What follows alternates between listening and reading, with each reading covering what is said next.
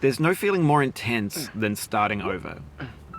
If you deleted your homework the day before it was due, as I have, or if you left your wallet at home and you have to go back after spending an hour in the commute.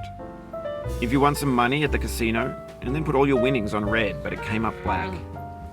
If you got your best shirt dry cleaned before a wedding and then immediately dropped food on it. If you won an argument with a friend and then later discovered that they just returned to their original view.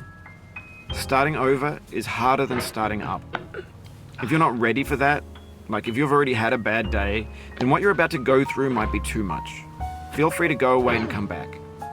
I'll be here.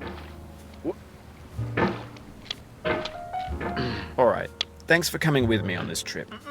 I'll understand if you have to take a break at any point. Just find a safe place to stop and quit the game. And don't worry, I'll save your progress, always. Even your mistakes. This game is a homage to a free game that came out in 2002, titled Sexy Hiking. The author of that game was Jazzuo, a mysterious Czech designer who was known at the time as the father of B games.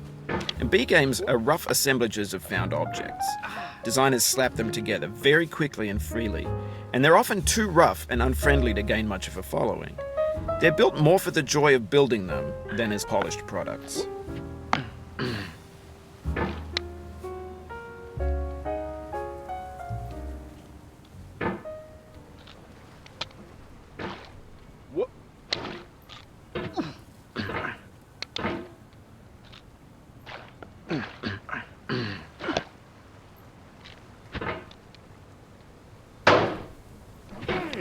In a certain way, Sexy Hiking is the perfect embodiment of a B game. It's built almost entirely out of found and recycled parts, and it's one of the most unusual and unfriendly games of its time. In it, your task is simply to drag yourself up a mountain with a hammer. And that act of climbing, in the digital world or in real life, has certain essential properties that give the game its flavor.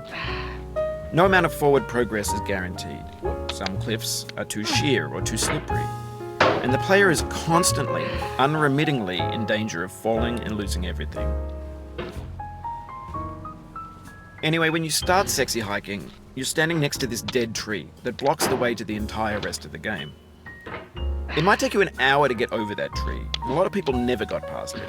You prod and you poke at it, exploring the limits of your reach and your strength, trying to find a way up and over. And there's a sense of truth in that lack of compromise. Most obstacles in video game worlds are fake.